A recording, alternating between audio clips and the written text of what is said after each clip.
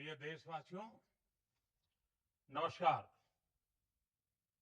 हम सभी ने बीते दिनों में देश का सामर्थ्य और उसका संयम दोनों देखा है।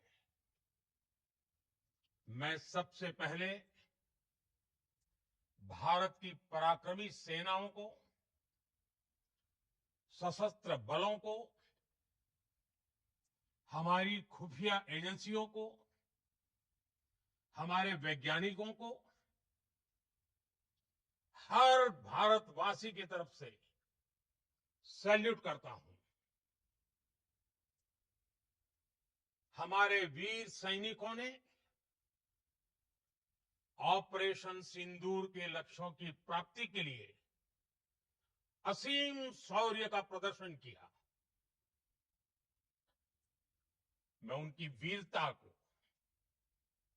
उनके साहस को, उनके पराक्रम को आज समर्पित करता हूं हमारे देश की हर माता को, देश की हर बहन को और देश की हर बेटी को ये पराक्रम समर्पित करता हूं।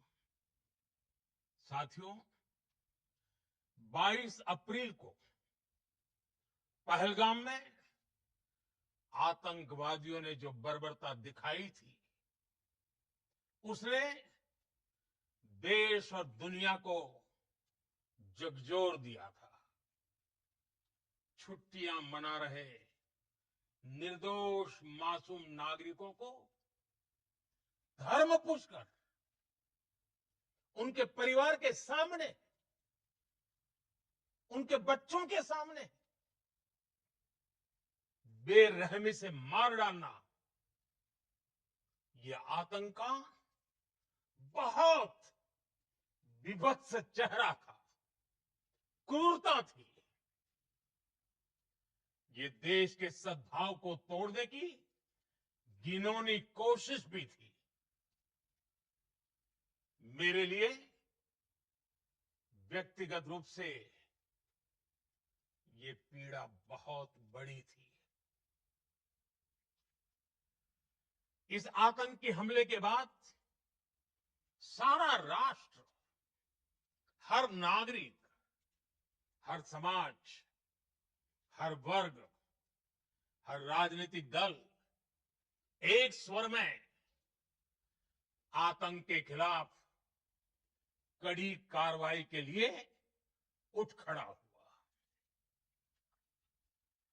हमने आतंकवादियों को मिट्टी में मिलाने के लिए भारत की सेनाओं को पूरी छूट दे दी और आज हर आतंकी, आतंक का हर संगठन जान चुका है कि हमारी बहनों बेटियों के माथे से सिंदूर हटाने का अंजाम क्या होता है। साथियों, ऑपरेशन सिंदूर ये सिर्फ नाम नहीं है, ये देश के कोटि कोटि लोगों की भावनाओं का प्रतिबिंब है।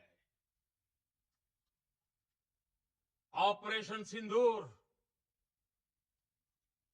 न्याय की अखंड प्रतिज्ञा है।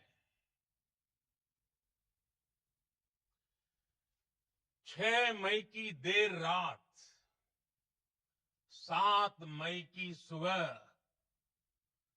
पूरी दुनिया ने इस प्रतिज्ञा को परिणाम में बदलते देखा है।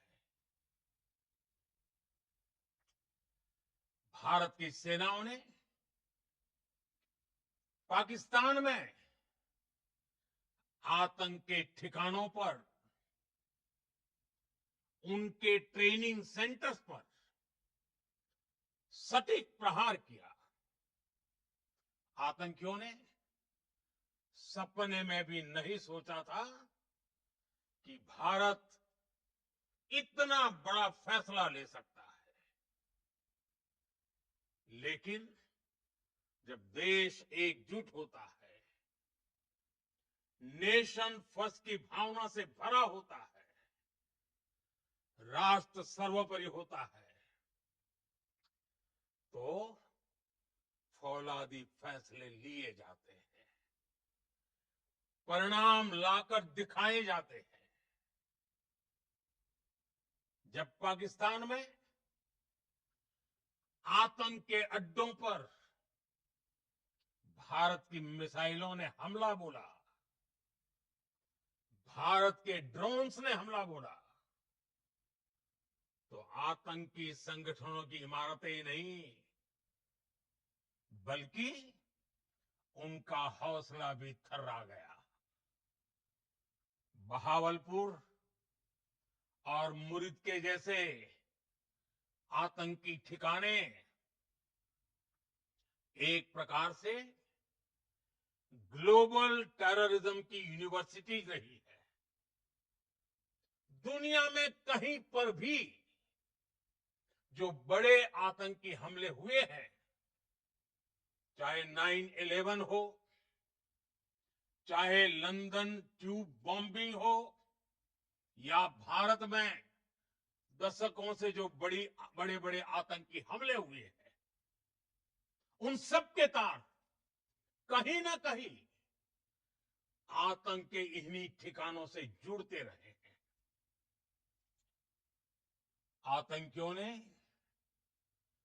हमारी बहनों का सिंदूर उजाड़ा था, इसलिए भारत ने आतंक के ये हेडक्वार्टर्स उजाड़ दिए। भारत के इन हमलों में 100 से अधिक खूंखार आतंकवादियों को मौत के घाट उतारा गया है। आतंक के बहुत सारे आका बीते 2.5-3 दशकों से खुलेआम पाकिस्तान में घूम रहे थे, जो भारत के खिलाफ साजिशें करते थे। उन्हें भारत ने एक झटके में खत्म कर दिया। साथियों, भारत की इस कार्रवाई से पाकिस्तान घोर निराशा में गिर गया था, हताशा में गिर गया था, बौखला गया था। और इसी बौखलाहट में उसने एक और दुस्साहस किया। आतंक पर भारत की कार्रवाई का साथ देने के बजाय पाकिस्तान ने भारत पर ही हमला करना शुरू कर दिया।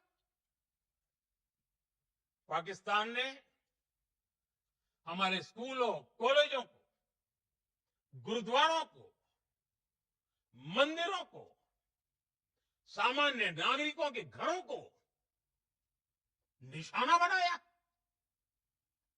पाकिस्तान ने हमारे सैन्य ठिकानों को निशाना बनाया। लेकिन इसमें भी पाकिस्तान खुद बेनकाब हो गया। दुनिया ने देखा कि कैसे पाकिस्तान के ड्रोन्स, पाकिस्तान की मिसाइलें भारत के सामने तिनके की तरह बिखर गई।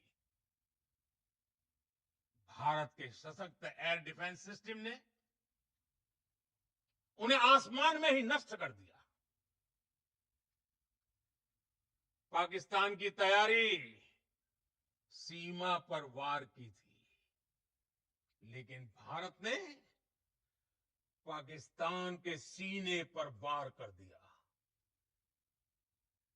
भारत के ड्रोन्स, भारत की मिसाइलों ने सटीकता के साथ हमला किया। पाकिस्तानी वायुसेना के उन एयरबेस को नुकसान पहुंचाया, जिस पर पाकिस्तान को बहुत घमंड था। भारत ने पहले 3 दिनों में ही पाकिस्तान को इतना तबाह कर दिया, जिसका उसे अंदाजा भी नहीं था। इसलिए भारत की आक्रामक कार्रवाई के बाद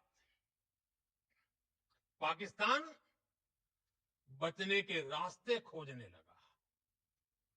पाकिस्तान दुनिया भर में तनाव कम करने के लिए गुहार लगा रहा था और बुरी तरह पीटने के बाद इसी मजबूरी में 10 मई की दोपहर को पाकिस्तानी सेना ने हमारे डीजीएमओ को संपर्क किया। तब तक हम आतंकवाद के इंफ्रास्ट्रक्चर को बड़े पैमाने पर तबाह कर चुके थे। आतंकियों को मौत के घाट उतार दिया गया था। पाकिस्तान के सीने में बसाए गए आतंक के अड्डों को हमने खंडहर बना दिया था। इसलिए जब पाकिस्तान की तरफ से गुहार लगाई गई, पाकिस्तान की तरफ से जब ये कहा गया कि उसकी ओर से आगे कोई आतंकी गतिविधि और सैन्य दुस्साहस नहीं दिखाया जाएगा, तो भारत ने भी उस पर विचार किया। और मैं फिर दोहरा रहा हूं, हमने पाकिस्तान के आतंकी और सैन्य ठिकानों पर अपनी जवाबी कार्रवाई को अभी सिर्फ स्थगित किया है। आने वाले दिनों में हम पाकिस्तान के हर कदम को इस कसौटी पर मापेंगे कि वो क्या रवैया अपनाता है।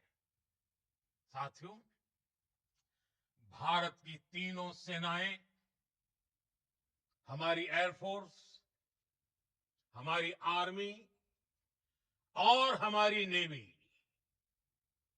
हमारी border security force BSF, Bharat के अर्धसैनिक बल लगातार अलर्ट पर है।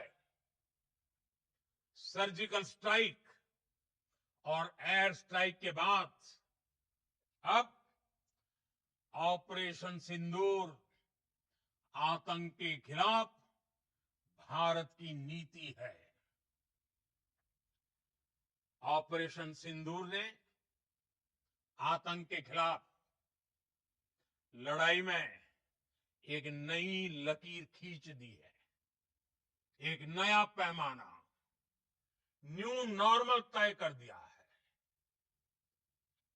पहला, भारत पर आतंकी हमला हुआ तो मुंह तोड़ जवाब दिया जाएगा। हम अपने तरीके से, अपनी शर्तों पर जवाब देकर रहेंगे।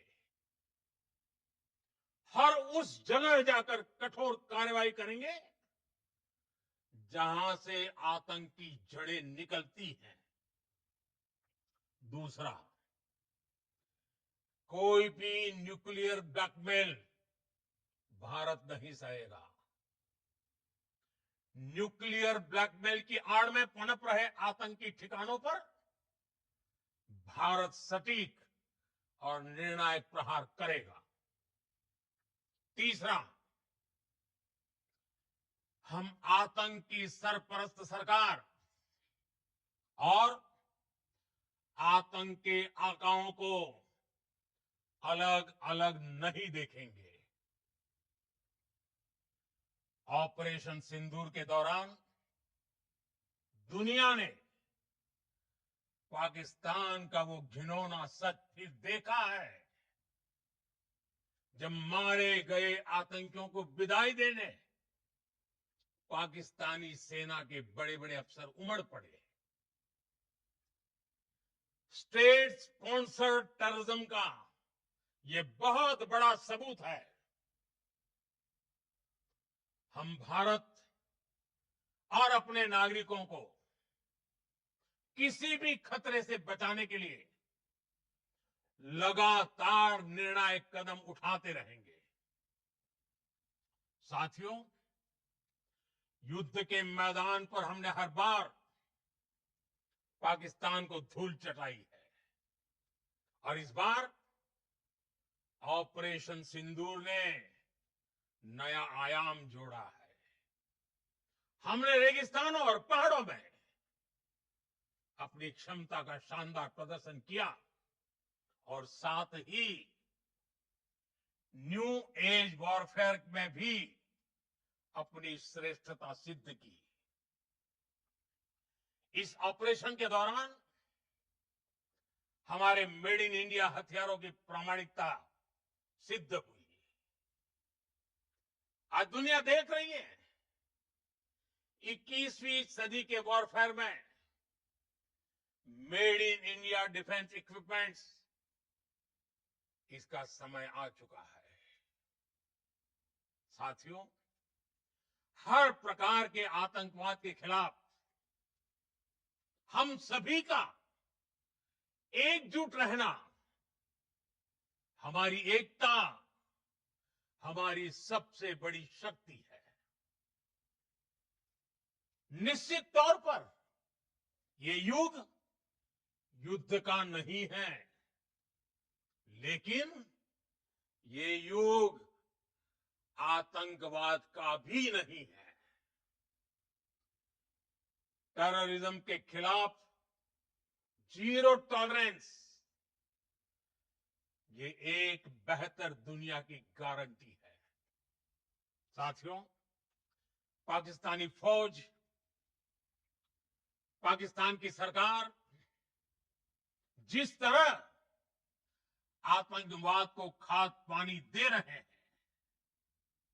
वो एक दिन पाकिस्तान को ही समाप्त कर देगा।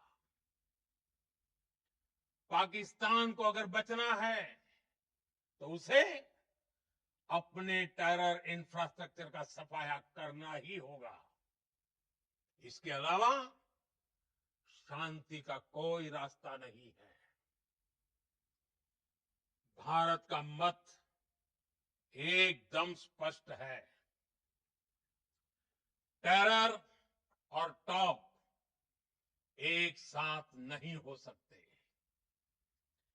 टेरर और ट्रेड एक साथ नहीं चल सकते और पानी और खून भी एक साथ नहीं बह सकता। मैं आज विश्व समुदाय को भी कहूंगा, हमारी घोषित नीति रही है, अगर पाकिस्तान से बात होगी तो टेररिज्म पर ही होगी। अगर पाकिस्तान से बात होगी तो पाक ऑक्युपाइड कश्मीर, पीओके, उस पर ही होगी। प्रिय देशवासियों, आज बुद्ध पूर्णिमा है। भगवान बुद्ध ने हमें शांति का रास्ता दिखाया है। शांति का मार्ग भी शक्ति से होकर जाता है। मानवता शांति और समृद्धि की तरफ बढ़े, हर भारतीय शांति से जी सके, विकसित भारत के सपने को पूरा कर सके, इसके लिए भारत का शक्तिशाली होना बहुत जरूरी है और आवश्यकता पड़ने पर इस शक्ति का इस्तेमाल भी जरूरी है। और पिछले कुछ दिनों में भारत ने यही किया है। मैं एक बार फिर भारत की सेना और सशस्त्र बलों को सैल्यूट करता हूं। हम भारतवासी के हौसले, हर भारतवासी का एकजुटता का शपथ, संकल्प, मैं उसे नमन करता हूं। बहुत बहुत धन्यवाद। भारत माता की जय। भारत माता की जय। भारत माता की जय।